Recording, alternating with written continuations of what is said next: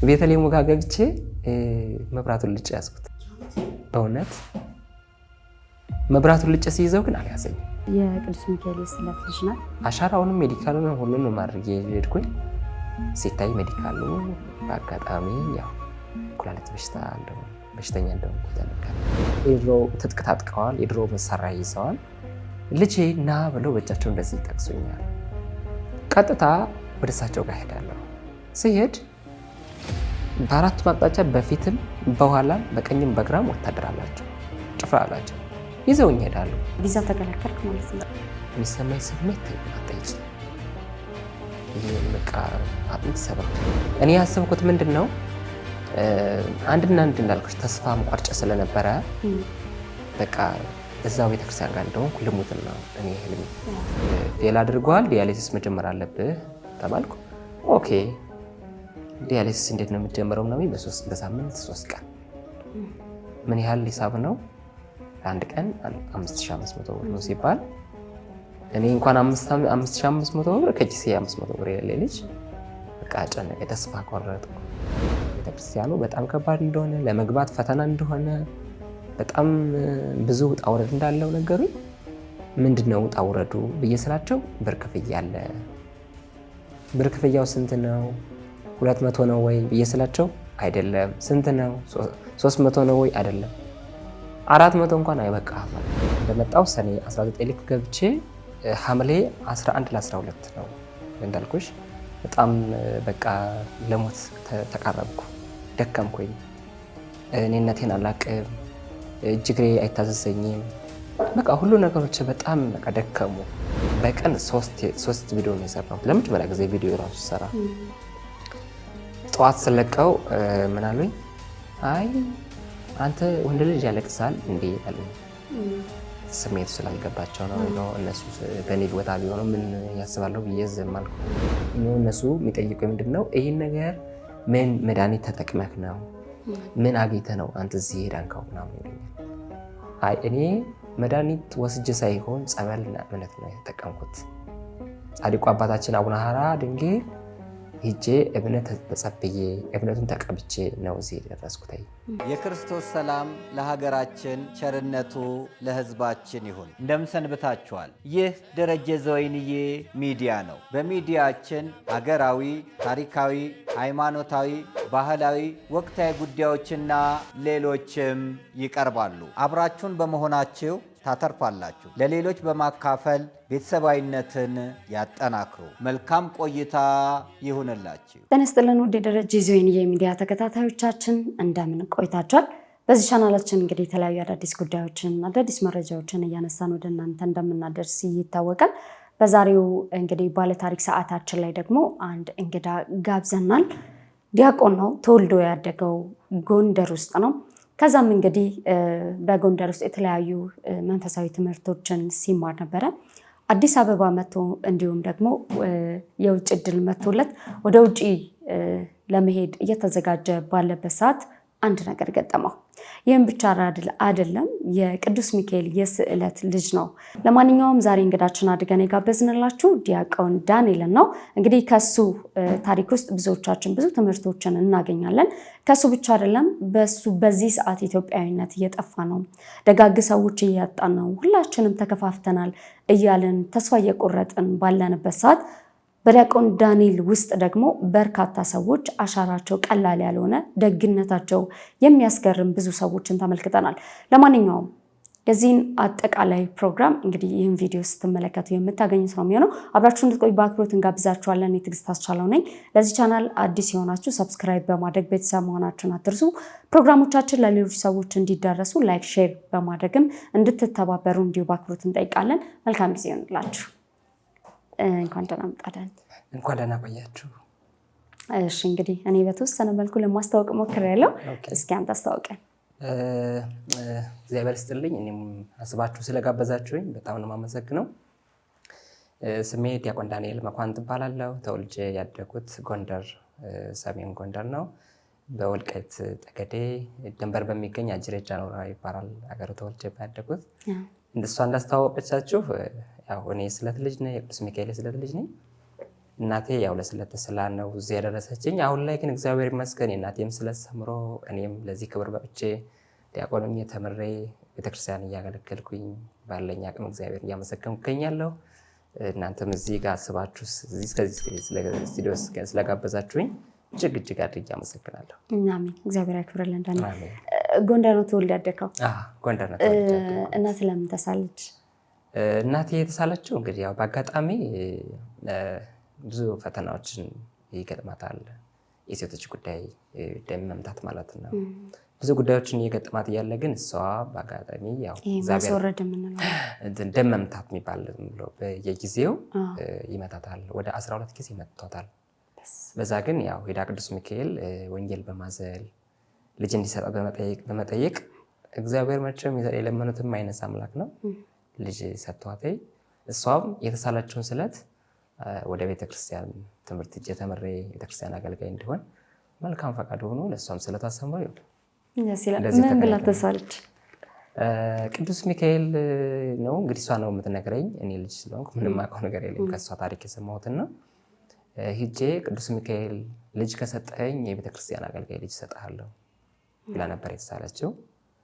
ከዛ ግን ቅዱስ ሚካኤል ሳይውል ሳያድር የለመነችውን ሳይነሳት ሰጥቷታል። ቅዱስ ሚካኤል በዚህ ደግሞ አይታመም ማለት ያው ግን እንደዛ ከሰጣት በኋላ ብዙ ፈተናዎች የስለት ልጅ ስትሆኚ ብዙ ፈተናዎች ላስተናግጃለሽ። ብዙ ውጣ ውረዶች አሉ። በሽታ አለ ከምልሽ በላይ መቼም የስለት ልጅ የሆነ ሰው ያውቀዋል ብዬ አስባለሁ። ምንም ብዙዎችን መጥቀስ አልችልም። እንደዛ ነበር። ከዛ በቃሏ መሰረት ሰጠች ለቤተክርስቲያን? ለቤተክርስቲያን ሰጠች። እዛው አካባቢ ከኛ ሰፈር አካባቢ ነበረ ትምህርት ቤቱ። ወደዛ ትምህርት ቤት ገባው። እየተማርኩ ያለው 3 ዓመት አካባቢ ለዲቁና ልበቃ ስል ነው መምህሩ በአጋጣሚ ደሞዝ አነሰኝ ምናምን ብሎ ጥሎን ሄደ። ምን ቤተክርስቲያን ነበር? ቅዱስ ሚካኤል የነበረበት። ቅዱስ ሚካኤል የነበሩ እዛ እየተማርኩ ያለውኝ እሳቸው ደሞዝ አነሰኝ ምናምን ብለው ጥለው ሲሄዱ ሌላ ወደ ተሻለ ደሞዝ እኔ በመሀል ትምህርት አቋረጥኩ። እሷ ያ ትምህርት ሳቋርጥ እያለቀሰች ነበር። መጨረሻ ላይ ግን ልክ 3 ዓመት ምናምን እንደቆየ የጥር ማርያም ይመስለኛል ባለሳሳት የዛን ሰዓት ሌላ በእኛ አካባቢ ያለ ደብር ስላሴ አካባቢ ቤት መምህር ይገባል። ወደዛ ቤተክርስቲያን እንድሄድ እንድማር ጠይቀኛለች። አይ እናቴ 3 ዓመት ሆነኝ ትምህርቱን ጠፍቶኛል እና 3 ዓመት ሆነኝ እንዴት ነው እንግዲህ ከዚህ በኋላ መማረው ብዬ ከእናቴ ጋር ተሟገጥኩኝ። ጥር ላይ የለመነችኝ ልክ የሰኔ ማርያም ነው ወደ ትምህርት ቤት የገባሁት የእመቤታችን ቀን። ከዛ በኋላ ሲሄድ ጓደኞችም ተምረዋል ሄደዋል። እኔ ከምጠብቃቸው በላይ ሄደዋል እነሱ በቃ። ከዛ እኔ ያለ የአማራጭ ምንድነው ጠንክሮ መማር ነው። ተምሬ ግን ያው እግዚአብሔር ይመስገን ለዚህ በቅቻለሁ። ምን ያህል ጊዜ ተማርክ? ትምህርት ምን ተማርክ? ትምህርት የተማርኩት ቅዳሴ ሙሉን ተምሬያለሁ። ሰዓታት፣ ቅኔ፣ አቋቋም ያው በጅምሮ ነው የቀረ ቁስቋም ላይ ነው ያቋምኩት። ይሜተ የቆመው በአባቴ ህመም ምክንያት ነው። ፋዘር ትንሽ ትቤታሙ ነበረ። እሱን ለማስታመም ነበረ ያቋረጥኩትኝ። አሁን ግን እግዚአብሔር ይመስገን ፋዘርም እሱን እያስታመምኩኝ ወደ ዘመናዊ ትምህርት ወደዛ ገብቼ እየተማርኩ ያለው ነው። ቁስቋም አቋቋም ምን ያህል ጊዜ ተምረህ? ወደ ዓመት ምናምን አካባቢ። ምን ያህል ጊዜ ነበር መማር የሚጠበቅብህ? አቋቋም ምስክርነት ካለው ብዙ ጊዜ ይፈጃል። ይኖ ግን አንድ ሰው አቋቋም አዋቂ ነው ለመባል 7 ዓመት መማር አለበት። 7 ዓመት መማር አለበት። አባቶች ይሄን ሁሉ ጊዜ ተምረው ነው ማለት ነው? ምንም አሁን ትምህርቱ ያን ሆኖ ሊያልቅ አይችልም። ይኖ አውቃለሁ እንጂ ትምህርት ገደብ የለው። ከዚህን እስከዚህን ብለሽ የምትሰጪው ስፔስ የለው። ኖርማሊ ሊሄድ የምችለው ምንድነው እስከ መጨረሻው ትማሪ የምትችይው። እድሜ ልክሽን ብትማሪ ትምህርት ሳያልቅ ግን አንድ ሰው የቤተክርስቲያን ትምህርት ተምሮ ጥሩ የሆነ አገልጋይ ይሆናል፣ ጥሩ ልጆችን ያፈራል ከተባለ 7 ዓመት አቋቋም መማር አለበት። ቅኔም በደንብ ማወቅ አለበት ብዬ አምናለሁ። በጣም ጥሩ ጃኒ። ጎንደር ጥሩ ቤተሰቦች አግኝታ ነበር? በጣም ጥሩ ቤተሰቦች ከምልሽ በላይ። እሺ እነሱን ደግሞ እንዴት መሰልሽ ያገኘኋቸው? ያው ከቤተሰብ እዛ ከነፋዘር ጋር እንደነበርኩኝ ተነስቼ ወደ ጎንደር መጣሁ። ጎንደር እየተማርኩ እያለሁ ተከራይቼ ሙስሊም ናቸው ደግሞ ከሚገርምሽ የሚደንቀው ነገር ሙስሊም ናቸው። አስተራቅ ጠጋው ትባላለች። በአንድ ጎኗ ክርስቲያን ናት፣ በአንድ ጎኗ ሙስሊም ናት። ከዛ ስመጣ ጎንደር ስገባ ቤት ተከራይቼ እያለሁኝ እየተማርኩ እያለሁ በዛ አጋጣሚ ነው የተገናኘ ነው። እነሱም ያው አይተውኝ ወደውኝ ምናምን ቤት ሰጡኝ፣ ሩም ሰጡኝ የምማርበት ቤት ሙሉ ግቢውን ኃላፊ ሆኜ እኔ እንዳከራይላቸው የቤት ኪራይን ተቋጥሬ ቆይቼ ሲመጡ ቀጥታ ለነሱ እንዳስረክብ ነበረ በዛን ሰዓት የተደረገው። ያንን ግን ያው በታማኝነት ያደረኩ ስቆያቸው እምነቴን አይተው ልጅነቴን ወደው ደስ ብሏቸው ለመውሰድ አስበው በዛ አጋጣሚ እንታይም 2 ዓመት ምናምን አካባቢ እድሜ እንትን ተጨምሮ ፓስፖርቱ ባስቸኳይ ወጣ የነበረ እድሜ ፓስፖርቱን ለመውጣት 2 ዓመት ተጨምሮ ያ ፕሮሰስ ተጀመረ። መጣው ለኢንተርቪው ነው አዲስ አበባ መጥቼ በዛ የቀረሁት። እሺ ለኢንተርቪው የት መጣ? ለኢንተርቪው የመጣሁት ቀጥታ መጥቼ እንዳልኩሽ ቅሊንጦ ነው ያረፍኩት። እሺ ቅሊንጦ አረፍኩኝ። ከቅሊንጦ እስራኤል ኤምባሲ ነው የሄድኩት። እስራኤል ኤምባሲ ለመጀመሪያ ቀን ሄድኩኝ። ቀነ ቀጠሮ መጀመሪያ ውጭ ላይ ማስያዝ ስላለብሽ እዛ ውጭ ላይ አስያዝኩኝ። በሁለተኛው ቀን ባስያዝኩት በሳምንቱ ሐሙስ ቀን ይመስለኛል የነበረ ባልሳሳት ያን ሰዓት ሄጄ ገባሁ። አሻራ፣ ሜዲካል፣ ኢንሹራንስ እነዚህ ነገሮች እንዳመጣ ቀነ ቀጠሮ ተሰጡኝ ምናምን ወጣሁ። እሺ የመጀመሪያ ጊዜ ነው አዲስ አበባ ስትመጣ? አዎ አዲስ አበባ ስትመጣ የመጀመሪያ ጊዜ ነው። እንደገና ደግሞ የምትመጣው ላይ ትልቅ ኤምባሲ ውስጥ ነው። አዎ እንዴት ነበር እስኪ አስታውሰን። ስመጣ እኔ አዲስ አበባ ስመጣ ጨለማው ነው በጣም የሆነ በቃ ላይ ያስፈራል። እንደምልሽ ነው በቃ መተሽበት ማታቂው ነገር ደግሞ ሰዎች እዛ ሲነግሩሽ ተጣፊያለሽ መውጫ መግቢያው አታቂው ምናምን ስትባይ አንቺ የሚሰማሽ ነገር አለ ቅድሜ ፍራቻ ነገር እና ስመጣ ቀጥታ ወዲያውኑ ነው እዛ ኤምባሲ ጋር እንደገባሁት እንዳልኩሽ ያንን ሲያዙኝ አሻራው ያው ቀን ያላለፈበት መሆን አለበት። ተወሰነ ቀን ወይ ዛሬ ወጥቶ ነገ መግባት አለበት። ይሄው ደግሞ ዛሬ ወጥቶ ወዲያውኑ መግባት አለብሽ እና አሻራውንም ሜዲካሉንም ሁሉንም አድርጌ ሄድኩኝ። ሲታይ ሜዲካሉ በአጋጣሚ ያው ኩላሊት በሽተኛ እንደሆንኩ ተነገረኝ። ከዛ በፊት አንተ አታውቅም ነበር? ከዛ በፊት አላውቅም። ምን ተሰምተው ማለት? አዎ አላውቅም። እኔም ያው እንደዛ ብለው ነግረውኝም ራሱ እኔ ለማስቀረት ነው እንደዚህ ይሄን ነገር ያደረጉት ብዬ አልተቀበልኳቸውም። ዲፕሬሽን ውስጥ ነው የገባሁት። ተሰማኝ መሄድ የሚባለውን ብቻ ነበርም እኔ ያመንኩኝ ማለት ነው። ሂጄ እዛ ሀገር የመቼ ያላየሽው ነገር ለማየት ትጓጓያለሽ ግን ስትሄጂ ለውጥ የለውም ከሀገርሽ ለውጥ ስለሌለው እኔ ያሰብኩት በዛን ሰዓት ያነበረ እና በሽታ እንዳለብኝ ተነገረኝ። ያንን በሽታዬን አላመንኩም። በኋላ ጸበልም ገባው። ቪዛ ተከለከልክ ማለት ነው? አዎ ቪዛ ተከለከልኩ። በጣም ነው የተሰማኝ።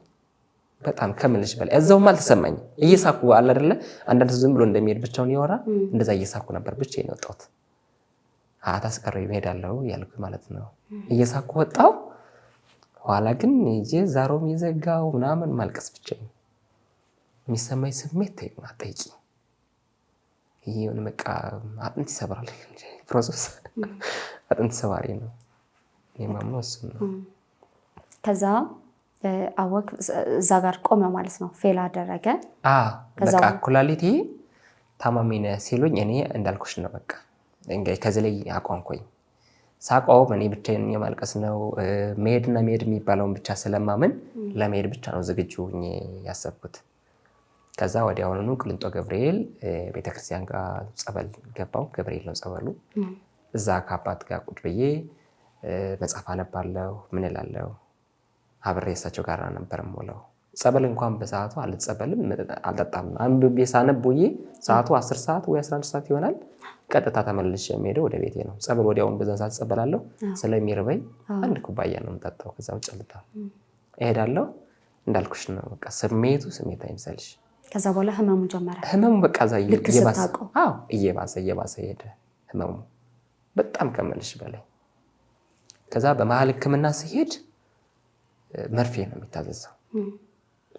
14 መርፌ ይታዘዛል። ጠዋትና ማታ ነው የምትወስጂው 7 ቀን። ያ መርፌው ሲሰለቸኝ ወደ ክኒና ቀይሩልኝ ብዬ ወደ ክኒን ይቀየራል። ክኒኑ ያን ክኒን በጣም በምወስደው ሰዓት ደግሞ በቃ የሆነ ውስጥ ላይ በጣም ስለሚረብሸኝ ወደ መርፌ ደግሞ ይቀየራል። መርፌው እንደምታየው ጀርባዬ በቃ የለም። ሁሌም ስሜቱ የጀርባዬ ስሜት ራሱ እስከ ዛሬ ድረስ ስንቀሳቀስ እንዳልኩሽ ስንቀሳቀስ ስሜት አለው። የሆነ ነገር ደረጃውን በመወጣ ሰዓት ጠቅ አድርጎ ይዘኛል። እግሬን አልነቅልም። ከዛ በኋላ ዝም እላለሁ ትንሽ ሰዓት ወደ ነበረበት እስኪስተካከል ድረስ እና ያነበረ እና እግዚአብሔር ይመስገን። ከዛ ገብርኤል ቤተክርስቲያን ቂሊንጦ ገብርኤል ቤተክርስቲያን እየተጠመቅ ምን ያህል ጊዜ ቆየህ? ቂሊንጦ ገብርኤል እየተጸበልኩኝ ዓመት ምናምን ነው የቆየሁት። ከቂሊንጦ ገብርኤል ተመልሼ ወርቁ ሰፈር ማርያም ብዙ ዓመት ቆየ። 3 ዓመት ምናምን አካባቢ 3 ዓመት ጸበል እየተጠመቅኩ ነው። ሌላ ስራ ምናምን አትሰራም? ምንም እንዴት ትኖር? ይሰራ ነበር። መኮረኒ ድርጅት ይሰራ ነበር። ፕሬዚዳንት መኮረኒ ይባላል። መኮረኒ ፕሬዚዳንት ምናምን የሚባል ድርጅት አለ። እዛ ጋር ስንት መሰለሽ ደሞዙ 2800 ምናምን ብር ነው። እስከ እንትኑ ምንድነው የሚባላለው ተጨማሪ ያ እሱ 2 ሰዓት ምናምን ጨምረሽ ከሰራሽ በቀን 120 ምናምን ብር ነው። እንደዛ ሲሆን ወደ 3800 ብር ይመጣል። የታክሲ እዛ ላይ ደግሞ አለበት ይነሳል። እኛው በታክሲ አንሄድም፣ ግን ያው የድርጅቱ እንትን ነው ህግና ደንቡ ስለሆነ ይቆረጣል። ከዛ ድርጅት ላይ እየሰራው ያለው አዳር ሌት ስራ አዳር ነው። የቀንም አለ የዳርም አለ። ከምሽቱ 1 ሰዓት ገብተሽ ከንጋቱ 2 ሰዓት ነው የምትወጪው። እሰር ያለሽ ያን ሰዓት ስሜት አለ። በዛን ሰዓት ነው በቃ እየባሰ መጣው። ያ ድርጅት ስራ ሳቆ ጠቅልዬ ወደ ሰው ወደኩ። ያን ሰዓት ነው እኔ ስሜቴ በቃ በጣም የባሰው። ከአቅሜ በላይ ሆነ። በቃ ህመሙ ከአቅሜ በላይ እየባሰ ሄደ። መቆጣጠር አልችልም። ምግብ መብላት አልችልም።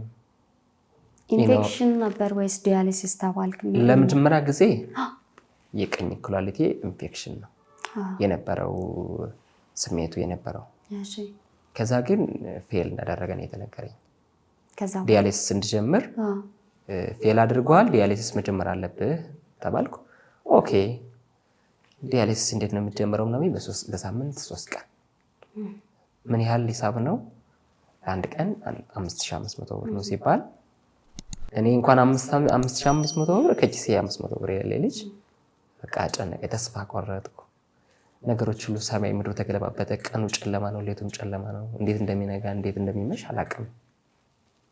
ከዛ ግን እግዚአብሔር ይመስገን በሰዎች ግፊትም ይሁን በእግዚአብሔር እንትን ኃይልም ይሁን አላውቅም። እኔ የሰራሁበት ቲክቶክ ራሱ በቀን 3 ቪዲዮ ነው የሰራሁት። ለመጀመሪያ ጊዜ ቪዲዮ ራሱ ሰራ። ጠዋት ስለቀው ምን አሉኝ? አይ አንተ ወንድ ልጅ ያለቅሳል እንዴ አሉኝ። ስሜቱ ስላልገባቸው ነው። እነሱ በእኔ ቦታ ቢሆኑ ምን ያስባለሁ ብዬ ዝም አልኩ። ሁለተኛ አሁንም 6 ሰዓት ላይ ሆኜ ቤተክርስቲያን ላይ ሆኜ የቀረጽኩት 60 ሰከንድ ነው የቀረጽኩት። ያም ቫይራል አልወጣም፣ የተወሰነ ነው። 400 ምናምን ቪው ነበረው። መጨረሻ ላይ 11 ሰዓት ላይ ከምሽቱ 11 ሰዓት ላይ እዛ ከቤተክርስቲያን ሆኜ ሄጄ ጸሎት አደረኩ። ምንም ስሜቱ በቃ ከምልሽ በላይ ከመቆጣጠረው በላይ ከአቅሜ በላይ ሆነ ስሜቱ። ህመሙ ከአቅሜ በላይ ስሜት ሲሆን ቤተልሔም ሰውኝ ቤተክርስቲያኑ ጋር ቤተልሔም አለች። የት ማለት ነው? ወርቁ ሰፈር ማርያም። ወርቁ ሰፈር ማርያም። እሺ።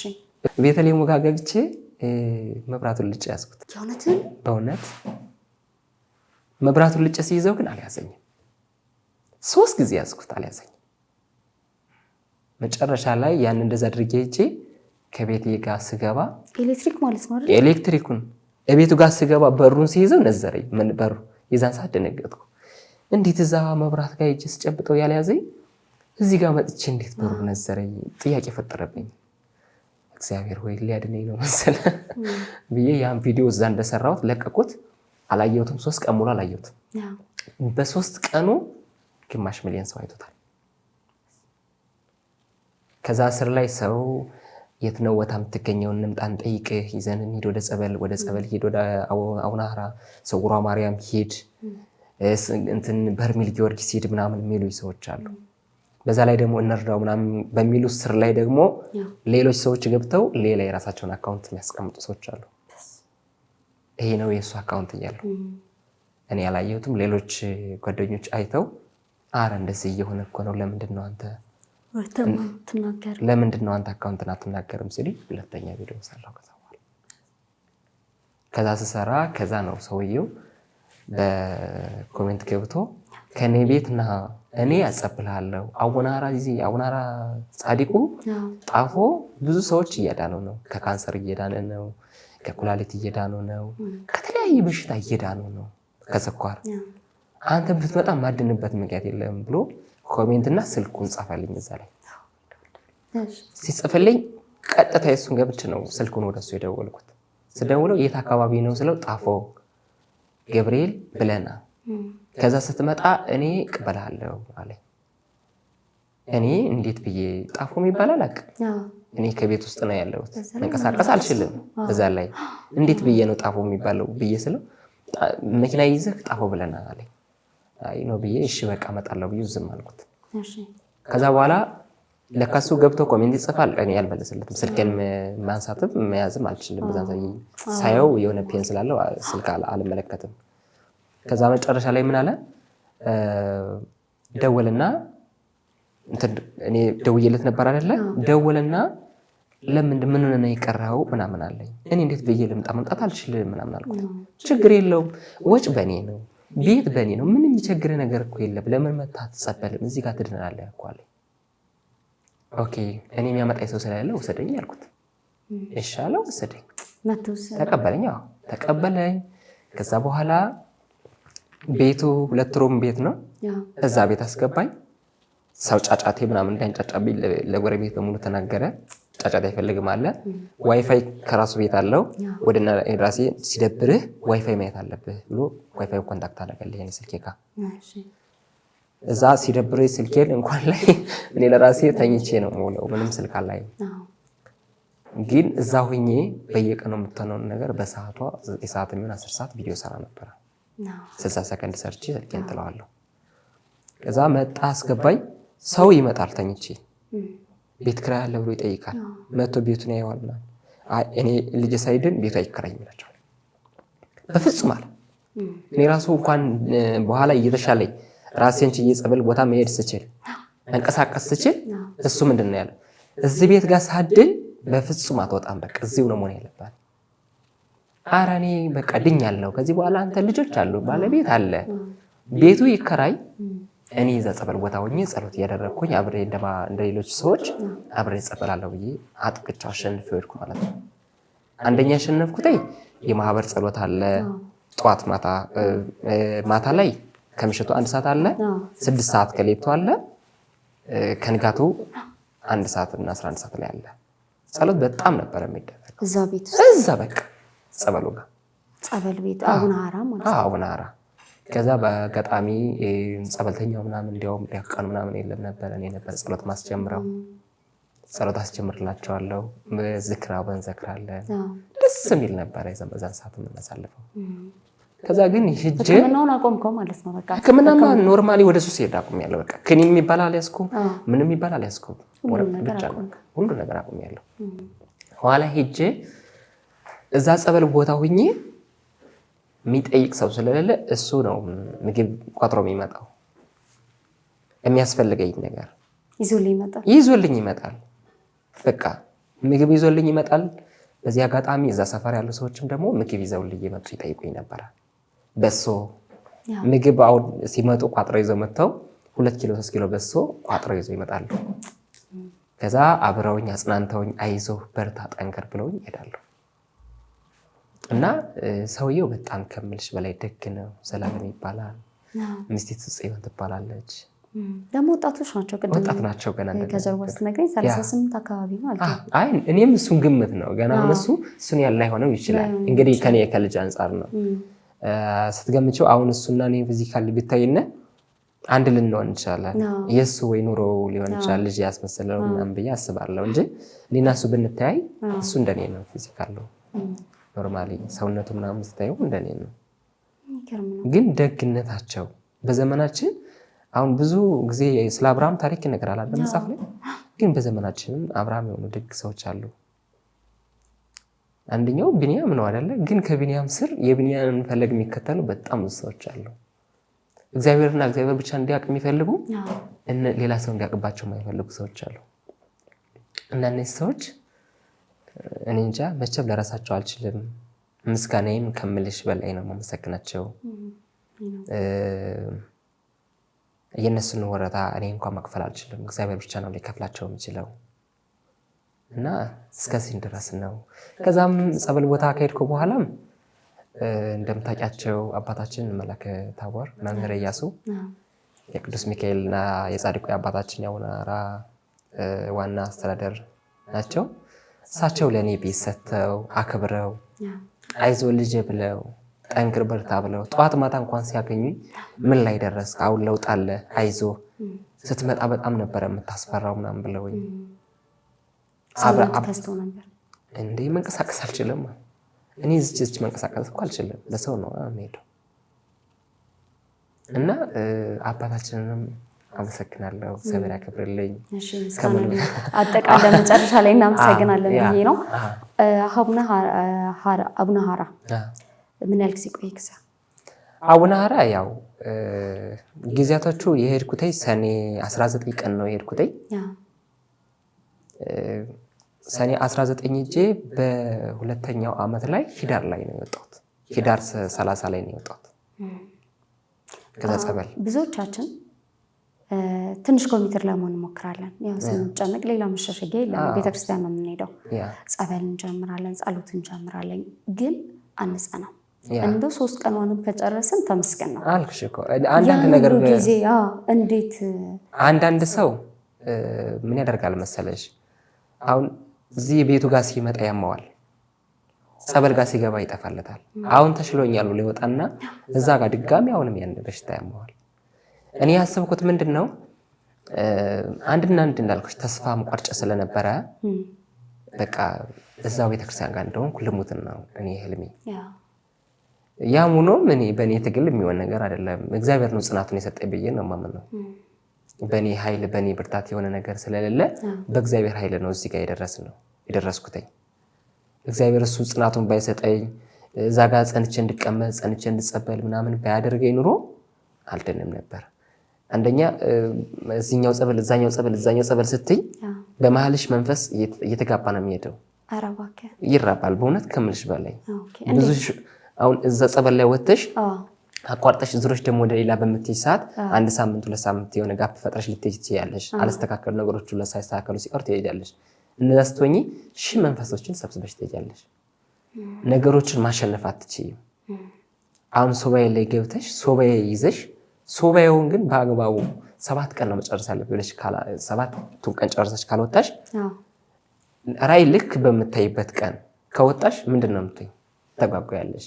ያለ ደግሞ አባቶች የሚሉት ነገር አለ። ቤተ ጉባኤ ላይ ስንማር ልጆች ከዚህ ቤተ ጉባኤ ወደዛኛው ቤተ ጉባኤ አትሄዱ፣ መንፈስ ቅዱስ በ40 ቀን ስለሚወርድ እናንተን ሊባርክ ሲመጣ አጥቷችሁ ይመለሳል፣ ከቤተ ጉባኤው አትውጡ ነው የሚሉት። እና እኔ ስጀመር አቡነ ሐራ ያን ያህል ዓመት እቀመጣለሁ ብዬ አላሰብኩም። ብርድ አለው እንደምታስቢው፣ ቀዝቃዛ ነው። አዎ እንዲያውም ቁም ነገር ስትደውልልኝ ሁሌ ነበር የምትደውልልኝ። ለእኔ የሚያስፈልገኝ ነገር የበሱ መግዣ ምናምን ትልቅ ነበረች እና ስትደውልልኝ እኔ ብርዱን አልቻልኩትም። ልብስ ያስፈልግ መቀየሪያ ልብስ አልነበር የመዛ ሰዓት ልብስ ያስፈልገኛል ስላት ማቲያስ የሚባል ልጅ ነው 2 መቀየሪያ ልብስ ይዞልኝ መጥቶ እዛ ጸበሉ ጋር ድረስ ተጸበሉ ድረስ መጥቶ ሰጥቶኝ ልብሱን አልብሶኝ አይዞ ምናምን ብሎ በሰው ምናምን ይዞ ነበር ሰጥቶኝ ሄደው እሱ ልጅ። ፔኑን ቅድም ስትገልጽልኝ ከላይ ሰውነት ይግላል እና ፍራሹ ላይ እንኳን መተኛት እስኪ እንደዚህ ፍራሽ ላይ መቀመጥ አልችልም። እንደምነግርሽ እዚህ ፍራሽ ላይ መቀመጥ እዚህ መቀመጫ ላይ ወንበር ላይ መቀመጥ አልችልም። የሆነ ትንሽ የኩርሲ ቀመጣለሁ፣ ንፋስ ጀርባ የሚያገኘው መሆን አለበት። እግሬ ትንሽ ከፍ ማለት አለበት።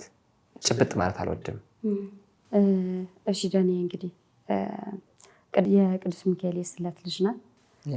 ከዛ ደግሞ ሌላ ተአምር ደግሞ አይታል እንደገና። አዎ ሌላ ታምር ያየሁበት ምክንያቱ እዚህ ጸበል ጋር እንደገባው ነው እንዳልኩሽ ሰውየው ጋር እንደመጣሁት ቀጥታ ወደ ዘላለም ጋር ማለት ነው። አዎ ዘላለም ጋር እንደመጣው ሰኔ 19 ልክ ገብቼ ሐምሌ 11 ለ12 ነው እንዳልኩሽ በጣም በቃ ለሞት ተቃረብኩ፣ ደከምኩኝ። እኔነቴን አላቅም፣ እጅግሬ አይታዘዘኝም። በቃ ሁሉ ነገሮች በጣም በቃ ደከሙ። ሲደክሙ እነሱ ቤተሰቦቹን ምናምን በአንድ ላይ ሰባስቦ ምን ይሻላል ምን እናደርግ የሚለውን ነገር መከሩ።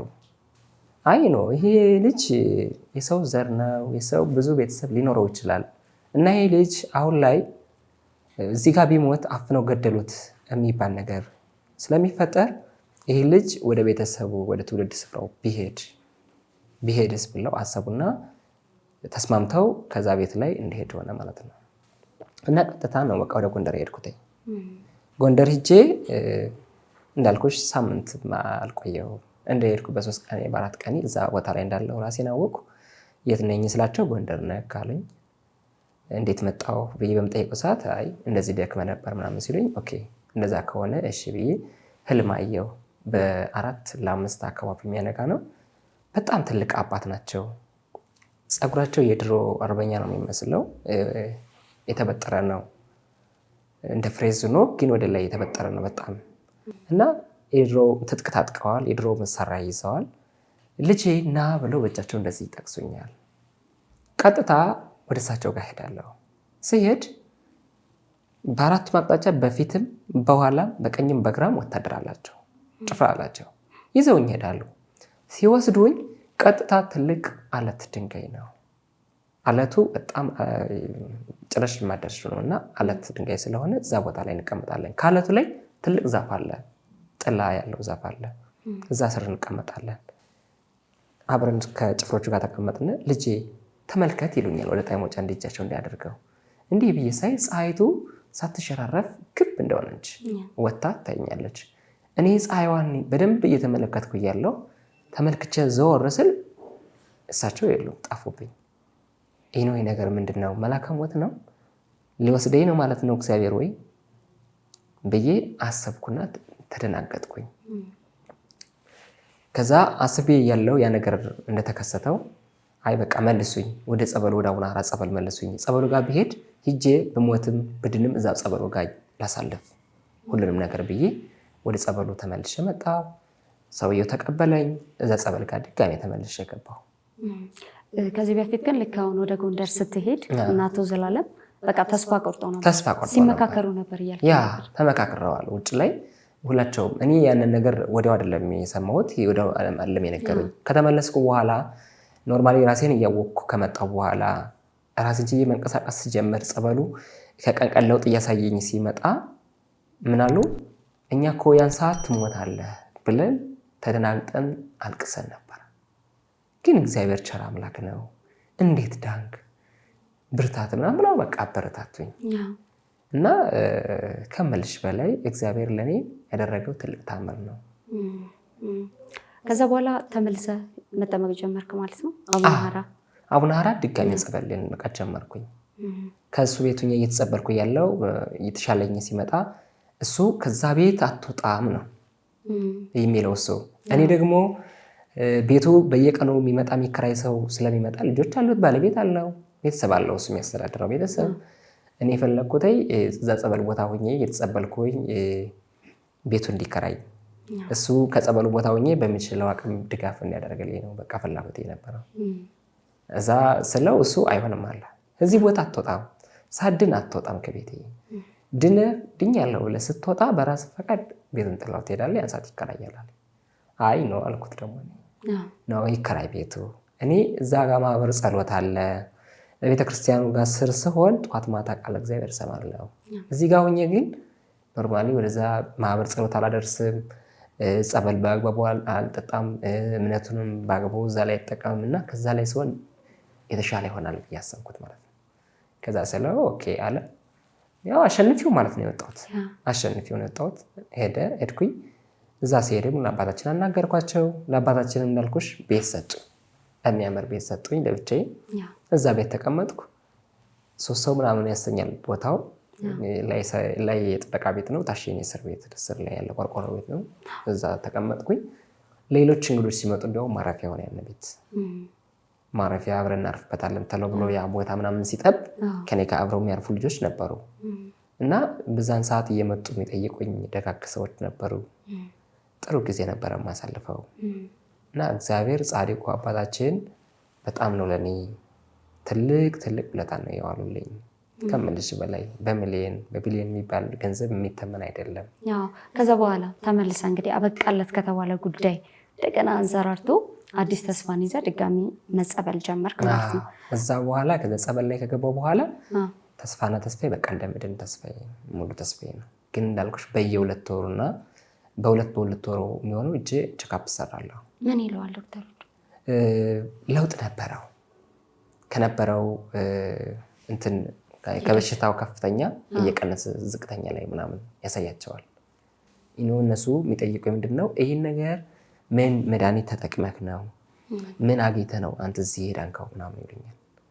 አይ እኔ መድኃኒት ወስጄ ሳይሆን ጸበልና እምነት ነው የተጠቀምኩት። ጻድቁ አባታችን አቡነ ሐራ ድንግል ሄጄ እምነት ተጸብዬ እምነቱን ተቀብቼ ነው እዚህ የደረስኩት ምናምን አልኳቸው። 3ኛ እንደሰራሁት በ4ኛው ላይ ቼክአፕ በምሰራ ሰዓት ግን ዶክተሮቹ እየተቀያየሩ ነበር የሚጠይቁኝ። 3 ምናምን የሚያህሉ ወንዶች ጠይቀውኝ እየተቀያየሩ መጨረሻ ላይ ሴቷ ስትጠይቀኝ አይ በቃ አንተ እምነት ትልቅ ነው አሁን ባለበት ቀጥል በርታ አለችኝ። ምንም ያክል እምነቱን ባይቀበሉትም ግን እንደ ዳንኩ አምነዋል እና እዛ በኋላ ነው ቀጥታ እዛ እንደወጣሁት በረሬ ሄጄ ቤተክርስቲያን ነው በቃ ጸሎቴን አደረግኩ፣ አለቀስኩ፣ ለእግዚአብሔር ምስጋናዬን አቀረብኩና እንዳለ ውጤቱን ወስጄ ለአባቴ ነው ያሳየሁት። ለአባቴ ይኸው አባቴ እኔ እዚህ ጸበል ላይ እንደዚህ ይድኛለሁ ይህ ሁሉ የሆነው በአንተ ላይ ነው።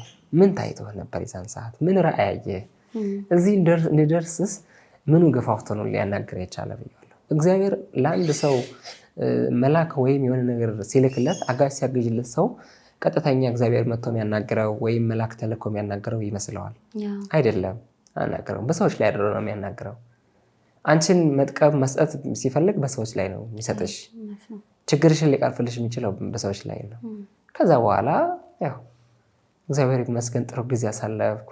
በየጊዜው አባታችን ይጎበኙኛል፣ አይዞ በርታ ልጄ ይሉኛል። ጥንካሬን ምናምን እንደ ዳንኩ ሌሎች ሰዎች ደግሞ ተስፋ እንዲሆናቸው ሁሌ የምሳቸው እኔ እንኳን አካባቢያቸው ባልኖርም ይናገራሉ ስለኔ። እንደዚህ ዳነ ልጅ አለ፣ በርቱ፣ ትድናላችሁ፣ ኑ ተጸበሉ፣ በሌላ አካባቢ ያላችሁ። ከዛ በኋላ እኔ ለብዙ ሰዎች ነበረ ሆስፒታል ላሉ እምነት ይዤ መሄድ የነበረው። ሌሎች ሰዎች ደግሞ ስልክ ምናምን ደውለው ለእነሱ ደግሞ እልክ ነበር እምነት እና እግዚአብሔር ይመስገን ጻድቁ አባታችን ከምልሽ በላይ ለኔ ዋጋ እምነት እንዲኖረኝ ጥንካሬ እንዲኖረኝ አድርገውልኝ። ለመጨረሻ ጊዜ ስትሄድ ፋይናላይዝ ተደረገ አይደለ? በቃ ንጹህ ነው ድናሃል ስትባል ምን አይነት ስሜት የነበረውን ፔን ስታስታውስ? የተሰማኝ ስሜት አጠቂ እኔ እዛ ሰዓት እኔ ለራሴ በቃ ሌላ ዓለም ውስጥ ነኝ ማለት በጣም ደስታዬን ከመቆጣጠር ከልክ በላይ ነበረ። እንዴት ሊምረኝ ቻለ? እኔ ኃጢአተኛው እንዴት ሊምረኝ ቻለ? እግዚአብሔር ምን አይነት ቸር አምላክ ነው? እግዚአብሔር ለእኔ እንዴት ይህን እንዲያደርግልኝ ቻለ? ኃጢአተኛ ነኝ፣ በደለኛ ነኝ፣ እኔ ቆሻሻ ነኝ። ለምን እንደዚህ ሊምረኝ ቻለ ብዬ አስቤያለሁ። ሁለተኛ ዕድል የሰጠኝ እንዴት እንደሆነ አላውቅም እና እግዚአብሔር በእግዚአብሔር ምሕረት ብዙ ተምሬበታለሁ። እግዚአብሔር ለኔ ቸርነቱን፣ አዳኝነቱን፣ ፈዋሽነቱን ሁሉን ነገር በእኔ ላይ አሳይቶኛል። ከሌላ ሰው አሁን ባይ ላልደነቅ እችላለሁ። በራሴ ላይ ስላደረገው ግን የፍጹም ሁሌ የምደነቃለሁ። እግዚአብሔር እጹብ ድንቅ ነው፣ በስራው አይሳሳትም። ስለሰጠኝም ለምን ሰጠኝ ብዬ አልጠየቅኩትም። እንኳንም ሰጠኝ ነው ያልኩት። አስተምሮኛል እና እግዚአብሔር ይመስገን እላለሁ። አሜን። ወጣ ልክ ድናል እንደተባልክ ወዲያ ወጣ? አዎ ድናል እንደተባልኩት ሂዳር 30 አካባቢ ነው የወጣሁት። እንደወጣሁት ወደ ስውሯ ማርያም ነው ሄድኩት። ስውሯ ማርያም ሄድኩ። 27 ስውሯ ማርያም እሷ ጋር ሄድኩት ስራ ለመጠየቅ ከዛ ደግሞ ዳንግ ጤነኛው ስራ ለመጠየቅ ኖርማል ላይፍ ደግሞ ኖርማል ላይፍ መቼ አስቸጋሪ አይደለሽ እኛ ስጋችን ካልበላን ካልጠጣን የሆነ ነገር ካላደረግን እኛ ቆመን መራመድ የምንችል አይመስለንም ግን እግዚአብሔር ምንድነው የሰው ልጅ በእህል አይደለም የሚኖረው በምግብ አይደለም የሚኖረው ይላልና እግዚአብሔር ቸር አምላክ ስለሆነ ለኔ ስራ ልጠይቃት ነው የሄድኩኝ እመቤቴ ማርያም ኮይ እኔ ከዚህ በኋላ የሰው እጅ አታሳይኝ ለኔ ስራ ስጪኝ ወደ ቤተ መቅደስሽ ከሆነ ወደ ቤተ መቅደስሽ መርተሽ አስገቢኝ ሌላ ስራም ከሆነ ስጪ ብዬ ነው የሄድኩት ከዛ ግን እጀግን እዛ ስራ ላይ ያው የሰጣዋትን የለመነችን የለመንኳትን አልነሳችኝ በጊዜው ሰጣኛለች ጥሩ ደሞዝ ነበር የሚከፈለኝ 5500 ብር ነበር የሚከፈለኝ ጥሩ ነው እግዚአብሔር ይመስገን እጅ ወደ አፍ ይሆናል ቆንጆ ነው እና በኋላ እዛ ስራ ላይ እየሰራው ግን እንዳልኩሽ ስራው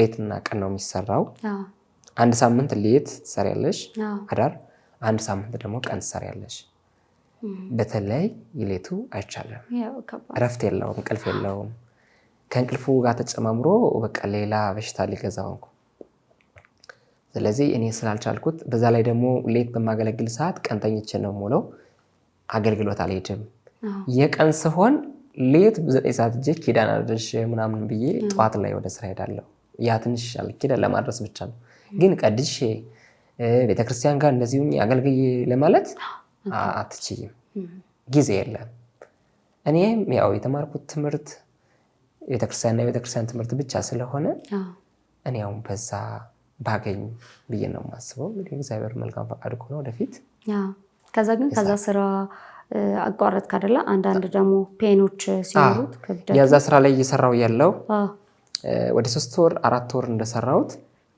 ፔኑ ስሜቱ ከግሬም ከጀርባዬም ጋር ሲሰማኝ አይ ድጋሚ አንበሽታ ይልቀሳቀስ ነው ማለት ነው ደግሞ ሰውነቴ አላጋግመም ነበር በጣም ተውሳቆዬ ነበር በቃ ደክሜ ነበር ያው ወኔው ነው እንደማይጣፋው ለንሰርች ምናምን ለማለቱ ቁጭ ስትይ የሚሰማሽ ስሜትና ሰሪ የሚሰማሽ ስሜት ተለየ ነው ቁጭ ብለሽ በመታዳምጭ ሰዓት ሌላ ብዙ ስትረሶችን ትስቢያለሽ በመሳሪ ሰዓት ደግሞ ስራው ጋር ስለመተጠመጅ በሽታው እንኳን አሰምም ስታርፊ ብቻ ነው የሚሰማሽ እና በዛን ሰዓት ሲሰማኝ አይ በቃ ከማሽኑ ጋር ማለስማማለ ሙቀት አለ ዳቦ ማሽን ሲባል መብራቱ እንዳለ ብዙ መብራት አለ በዛ ላይ ማሽኑ ደግሞ ብረት ስለሆነ ሁሉም ይወቃል ሙቀት በጣም ሙቀት ውጭ ላይ ስትወጪ ቅዝቃዜ አለ ሁለቱ ሲጋጭ ላንቺ በጣም ከባድ ነው ያ እና በዛ ላይ ያንዛ ሁሉ አሳለፍኩ ያው እግዚአብሔር ይመስገን እንግዲህ ያን ስራትቼ ከዛ ድጋሚ አሁንም እንዳልኩሽ ወደ ቤተክርስቲያን ተግቼ አባቶች እንዲቀጥሩኝ ጠይቋቸው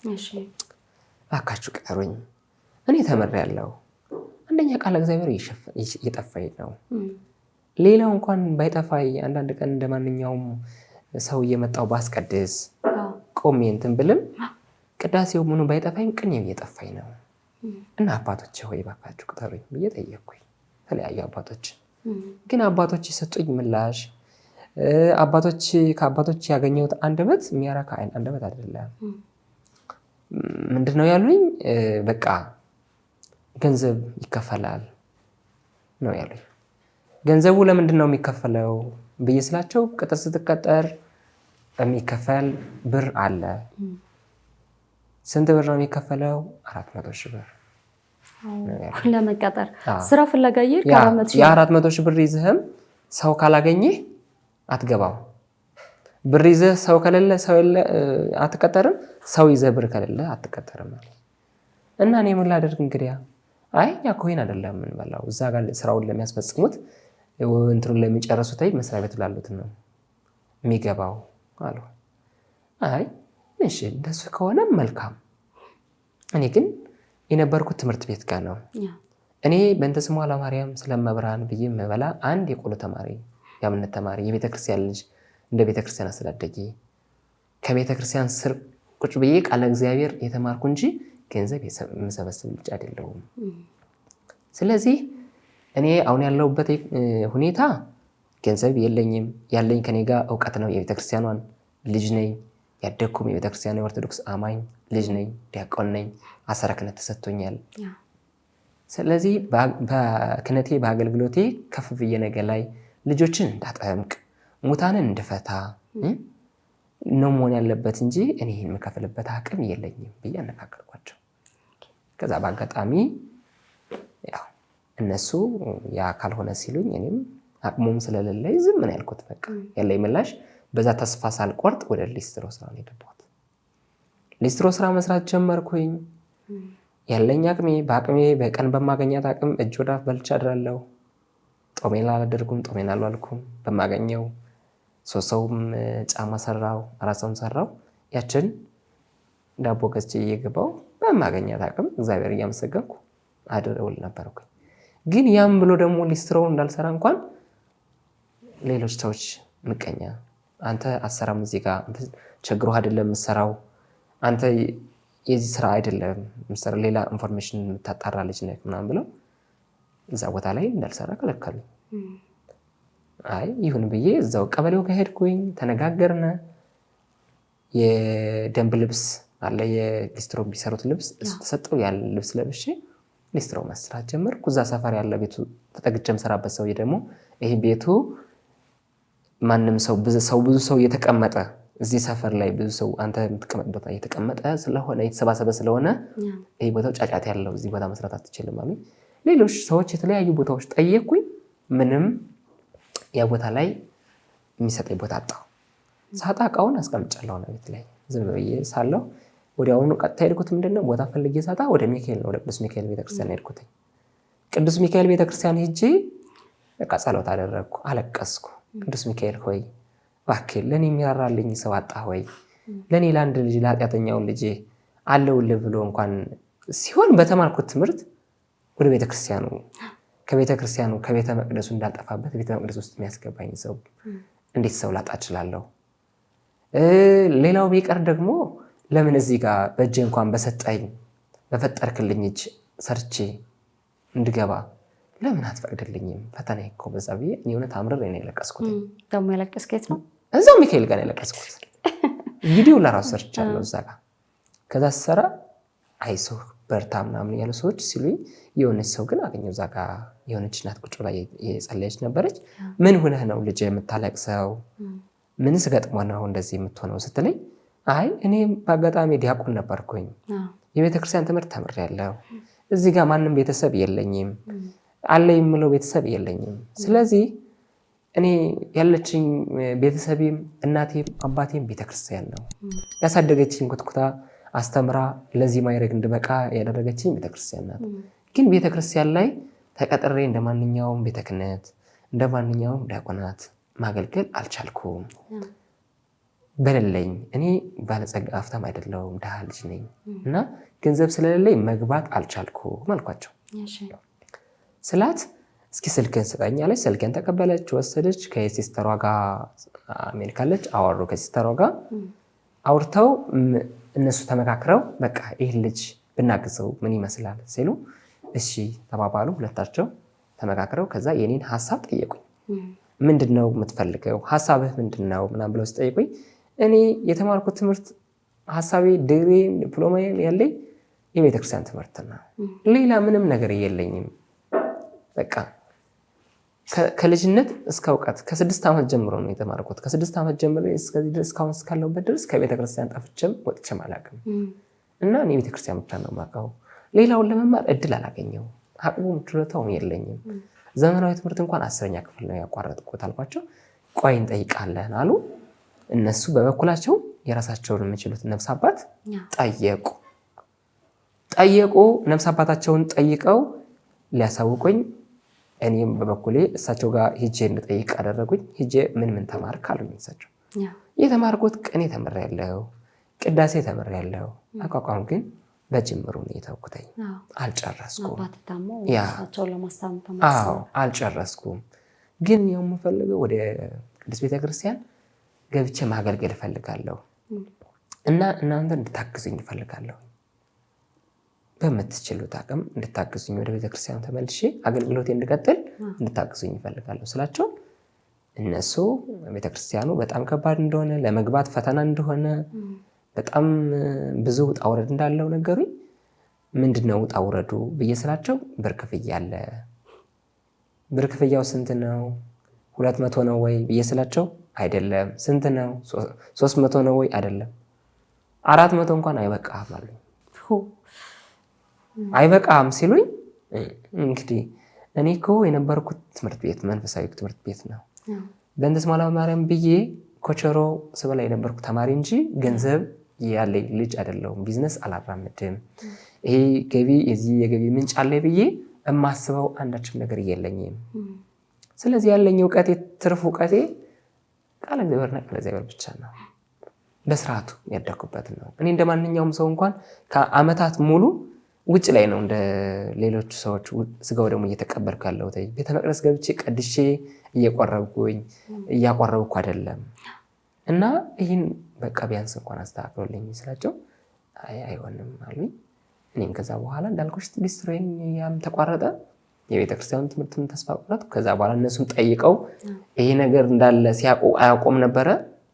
እኛ ከወዳኒ እንደዚህ አይነት ነገር አናቅም ነበረ። ይሄ ይፈጸም የድርጊት እዚህ እንደዚህ ይሆናል ወይ እንደዚህ አይነት ነገር ይፈጸማል ወይ እኛ ይሄን ነገር አናቅም አሉ። አይ እኛም ለማውራት እየከበደን ቤተክርስቲያን ላይ ስናድግ እናታችን ቤተክርስቲያን አሳድጋን ዙረን ጦጥ ነካሽ እንዳንሆንባት ይሄን ነገር ለማውራት እኛ ራሱ እያፈርን ነው። ከአባቶቻችን ምን እንማር?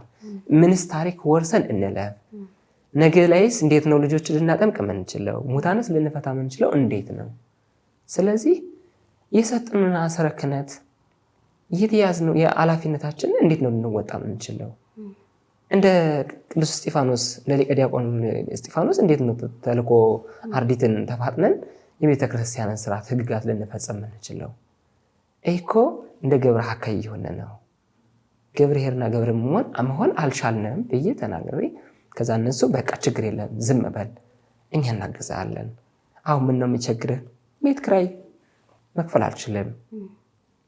ከዚህ በኋላስ ምን እሰራለሁ ብዬ ምንስ ተስፋ አለኝ ብዬ ጠየኳቸው። በቃ ትምህርትን ትቀጥላለህ አሉኝ። ኦኬ አልኩኝ። ተስማማን። ትምህርት ቤት ተመዘገብኩ። አሁን ትምህርት እየተማርኩ ነው ያለሁት። እንደ አዲስ ጀመርኩ? እንደ አዲስ ጀመርኩ። ከስንት ጀመርክ? እስከ 10 ከ9 ወደ 10 ነበር ያቋረጥኩት። ከ10 ነው እንትን ያልኩት። ጎን ለጎን ደግሞ ሌላ ነገር እየጀመርክ ነው? አሁን በጎንም ደግሞ ወደዚህ ወደ ቴሌቪዥን እየተማርኩ ነው እና እኔ ብዙ ነገሮችን አሳልፌያለሁ። አሁን ላይ አባቶች እንዲረዱ የሚፈልገው ጥሩ አባት የቤተክርስቲያን ደግ አባት ካለ ልጅ ብሎ ሊጠይቁኝ ወደ አንዲቱ ቤተክርስቲያን ጠጋቢ ያደርጉኝ። እኔ ሁሌ ጧት ማታ ተነስቼ አብሬ ተንስው ብዬ ወደ ቤቴ ብገባ እውነቴን ነው ከምልሽ በላይ ሰው በጣም ነው የምልሽ። እዛ ቤተክርስቲያን ላይ የቅጥር ወረቀት ከሌለሽ ምን የቤተክርስቲያኑ እዛ አገልጋይ ካልሆንሽ ደጅ ጸኝ ብትሆኝ ትገፊያለሽ። ማንም ሰው አያውቅልሽም። አብረሽ እንኳን ስታገለግይ ውለሽ ደጋግነት አባቶች ምናምን ለካህናት ለደከሙት ማቁራሪያ ምናምን ብለው ይዘው በሚመጡ ሰዓት አንቺ አብረሽ እዛ ገብተሽ መሳተፍ አትችይም። ምን ነው የቤተክርስቲያኑ ቅጥረኛ አይደለሽም፣ ቅጥር የለሽም፣ የቅጥር ወረቀት የለሽም። ቤተክርስቲያኑ አንቺን አታውቅሽም ማለት ነው። እና ለእኔ ከባድ ፈተና ሆነብኝ። እኔም የት እንደሚሄድም ግራ ገባኝ ከመልሽ በላይ። ምን ቁጫል በጣም እኔ በቃ ከቤተ መቅደሱ በመጥፋቴ በቃ ይቆጨኛል፣ ይሰማኛል። ሁሌ በቃ አሁን ቀን ላይ ከማንኛውም ሰው ጋር አብሬ ተጨምሬ ስውል ስስቅ ስጫወት ሰው ያየኛል። ማታ ላይ ግን ትራሴ ብቻ ነው ዘመዴ፣ እንባ የሚያብስልኝ። በቃ ከምልሽ በላይ ልጸናበት የምችለው አንድና አንድ ትራሴ ብቻ ነው። በወጉ እንኳን እዛ ቤት ላይ ገብቼ ምንም ብሞት ብድን ብተርፍ ግን ማንም ሰው የሚያውቅ የለም። እገባለሁ እወጣለሁ። እዛ ቤት ላይ ሳምንት ዘግቼ ብቀመጥ ሙቼ እንኳን ማንም ሰው ይህ ልጅ ምን ሆኖ ነው ምናምን ብሎ ከፍቶ ገብቶ የሚያይ ሰው ወይም ደግሞ ምን ሆነ ብሎ የሚያቋጥረኝ ሰው የለም። እና ለእኔ ቤተክርስቲያን ናቴ እናቴ አንዴ ለቤተክርስቲያን ሰጥታኛለች። ቤተክርስቲያን ደግሞ ተቀብላ ኮትኩታ አስተምራ ለዚህ ማይረጋ አድርሳኛለች፣ አብቅታኛለች። ከዚህ በኋላ እኔ ከቤተክርስቲያኑ አጸደ ስር እንዳልጠፋ መሆን ሲገባኝ እንዴት ቤተክርስቲያኑ ስር ልጠፋ ይገባኛል? እና ይህን ነገር የሚያስተካክልልኝ አባት እፈልጋለሁ። ይህን ፕሮግራም የሚከታተሉ አባቶች ካሉ ልጅ የት ወደክ ምን ላይ ነህ ብለው እንዲጠይቁኝ በትህትና ጠይቃለሁ። እኔ አቅም የለኝም። እኔ ቆሻሻ ኃጢአተኛ ነኝ። ይህን እንዲያደርጉልኝ በድንግል ማርያም በመብርሃን ስም በመልአኩ በቅዱስ ሚካኤል ስም ማጸናቸዋለሁ፣ ጠይቃቸዋለሁ። ያለኝ አቅሜ ብቻ ነው። ከኔ ምንም ነገር የሚያገኙት ነገር የለም። በእግዚአብሔር ዘንድ ግን ትልቅ ዋጋ ያገኛሉ። በጣም ጥሩ። በጣም የሚናፍቅ ነገር ምንድን ነው? እኛ እንደ ምእመን ማጠንት ሲደረግ በቃ ምንም መቋቋም ማልችለው ስሜት እንዲሰማኝ ያደርገኛል። ማህሌት ሲቆም እንደ አንድ አገልጋይ በጣም የሚናፍቅ ምንድን ነው? በጣም የሚናፍቀኝ ነገር ቢኖር አንድ ሰው ከቤተክርስቲያን ውስጥ ሲገባ ከቤተክርስቲያን አጸደ ስር ካልጠፋ ሁሉንም ነገር በቃ ደስ የሚል ስሜት አለው እዛ ውስጥ ላይ። ይህን እንኳን ከፍቶሽ እስኪ ከቤተክርስቲያኑ ግቢ ገና ስትገቢ ስሜቱ የት ነው የሚቀረው? ውጭ ላይ ነው የሚቀረው፣ አንቺ ጋር ተከትሎ አይገባው። እና እኔ የሚናፍቀኝ ቤተክርስቲያን ነው። ምንም አይነት ንብረት አይናፍቀኝም፣ ምንም አይነት አይናፍቀኝም። በቃ ሁሌም ከጆሮ የሚያቃጭልብኝ እናቴ ለስለት ሰታኝ እንዳገለግል ለስለት እንደሰጠችኝ ቤተክርስቲያን ደግሞ ተቀብላ አገልጋዩ ለማድረግ ዝግጁ መሆን ግዴታ ነው። በቃ እኔ እናቴ ደስተኛ የምትሆንበት ብዬ የማስበው ይህን ነው። ሁሌም ደግሞ ከእናቴ ጋር ስደዋውል ሳገኛ ስልኬ ልጄ አስረ ክህነትን ንስ አደራ እንዳትጥል አደራ ልጄ ይህ ዓለም እንዳታልልህ ምናምን ስትለኝ ይህን አሁን በስራ ላይ ልኖር አልኖር እሱ አታውቅም። ስራ እንደምሰራ ነው የምታውቀው። ግን አይደለም እኔ ያለሁበት ሌላ ውጭ ላይ ነው፣ ቤተክርስቲያን ያለች ሌላ ቦታ ላይ ነው። እና በተለይ አሁን በቃ በማልቀድስ ሰዓት ስሜቴ መቆጣጠር አልችልም። ውጭ ላይ እንባዬን ነው በቃ የሚዝረከረከው። ለምንድን ነው እኔ ማገልገል ሲገባኝ ቆርቤ ማቁረብ ሲገባኝ እንደ ማንኛውም ሰው ሌሎች የቤተክርስቲያን አባላት አባቶች፣ እናቶች ሰልፌ ነው ስጋው ደግሞ የምቀበለው። አመት በበላይ ሆነኛል ለእውነት ከምልሽ በላይ። ያን ሰዓትስ ታምሜ ነው አልጋ ላይ ሆኜ ማንም ሰው አይወስደኝም፣ ማንም ሰው እዛ ቤተክርስቲያን ወስዶ ስጋው ደግሞ አያቀብለኝም፣ ለመቀደስ እኔም አይመቸኝም ብዬ ስለማስብ እዛ ቤቴ ሆኜ ነበረ ማለቅሰው። ሁሉ ስሜቴን እዛ ላይ ነበረ ቆጣጠረው ነበር። አሁን ላይ ግን እንደ ሰው እንደ ማንኛውም ሰው ቆሜ ሄድኩኝ። ማገልገል በምችልበት ሰዓት ልጄ የተወደድክ ብሎ የሚጠይቀኝ አባት በማጣቴ በጣም ነው የማዝነው። ምን ሆነ ነው ወደ ቤተክርስቲያን ማገልገል ትፈልጋለህ ወይ? በዚህ በአሰረ ክህነት መቀጠል ትፈልጋለህ ወይ? የሚጠይቀኝ ሰው አጣሁ። ሰው ማንም ሰው የለኝማ። ሰው ሲኖርሽ እኮ እኔ እንጃ እነዚህን ሰዎች አሁን ባይጥልልኝ እኔ የት ወድቅ ነበር? ሰቢው እስኪ እኔ እንጃ። እና አባቶችን ብቻ ጠይቃለሁ ከምልሽ በላይ።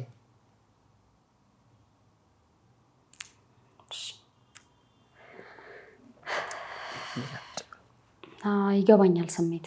ያው እኛ ሀገር አሁን የመንፈሳዊ ጉዳይ ላይ ስለሆነ ነው ብዙዎቻችን ተምረን ቤተሰቦቻችን ጠብቀው ምርቃታችን በልተን አብልተው ከዛ የሚጠብቁት ደግሞ ስኬት አለና ሀገራችን ያው ለብዙዎቻችን ብዙ እድል አመቻችታ አልጠበቀችንም። እውነት ለመናገር ከዚህ አንጻር ረጅም ጊዜ የከፈልክበትን የአገልግሎት ትምህርቱን ፍሬ አፍርቶ እንደገና ተግባራዊ ማድረግ አለመቻል ይጎዳል እና ምናልባት ግን ይህንን ፕሮግራም እየተከታተሉ ያሉ ሰዎች ሲጀመር ጥያቄውም አግባብነትም የለውም።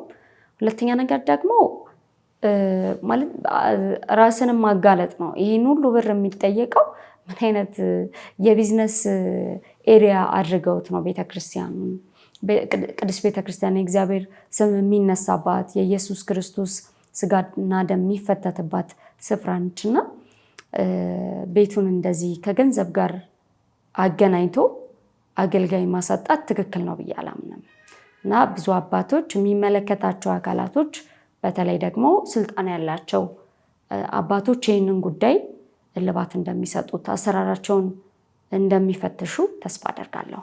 ትክክል። እኔም ሌላው የሚገባኝ ምንድን ነው አባቶቼ ብፁዓን አባቶቼ ብፁዓን ርዕሳነ ሊቃነ ጳጳሳት አባቶቼ ካህናት አባቶቼ እኔ የሰጣችሁኝ አሰረ ክህነት እንዴት ላገልግልበት? እኔ ከገንዘብ ጋር አይደለም ያንን የተሰጠሁት፣ በገንዘብ አይደለም የገዛሁት። እናንተ ራሳችሁ ወዳችሁ ፈቅዳችሁ የሾማችሁኝ የሰጣችሁኝ። ነገር ላይ ቤተክርስቲያኑ አገልጋይ ይሆናል። ልጅ የተወለደ ያጠምቃል፣ የሞተ ይፈታል፣ ብላችሁ የሰጣችሁኝ በትህትና የሰጣችሁኝ እንጂ ከገንዘብ ጋር ተገናኝቶ የሰጣችሁኝ አስረ ክህነት የለም እና እኔ ወደ ቤተክርስቲያኑ ወደ ድሮ ማንነቴ ቤተክርስቲያን ኮትኩታ እንዳሳደገችኝ ወደዛ እንድትመልሱኝ እፈልጋለሁ። በትህትና ነው እንግዲህ ይህን ስል ከልጅ አንደበት በቁጣ ከሆነ ደግሞ ይቅርታ እንግዲህ የምናገረው ነገር እና ይህን ነገር ብታዩት ብትጠይቁኝ እኔ ልጃችሁን ብዙ መከራና ብዙ ፈተናዎችን አሳልፌያለሁ። አሁን ላይ ደግሞ ቢያንስ እንኳን እንደ ቤተክርስቲያን ልጅ ከአንድ ስራ ማጣት ጋር ብዙ ፈተናዎችና ብዙ ውጣ ውረዶችን ባስተናግድም እናንተ ግን በዚህ ላይ እንድታግዙኝ እንድትረዱኝ አይዞ ልጃችን እኛ ከጎንነ እንድትሉኝ እፈልጋለሁ።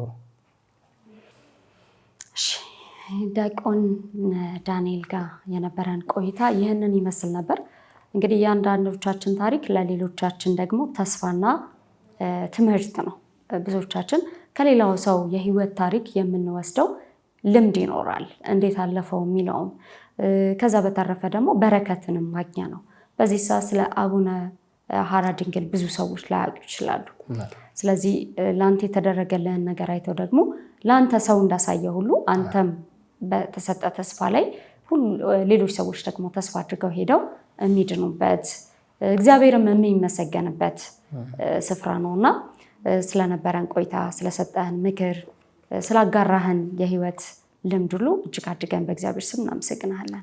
እኔም አመሰግናለሁ። እዚህ ስቱዲዮ አገብራችሁ ስለጠራችሁኝ ወንድማችን ልጃችን ምን ሆነ ነው ብላችሁ ስለጠየቃችሁኝ በእግዚአብሔር ፍጹም ሰላምታ በጣም አመሰግናለሁኝ።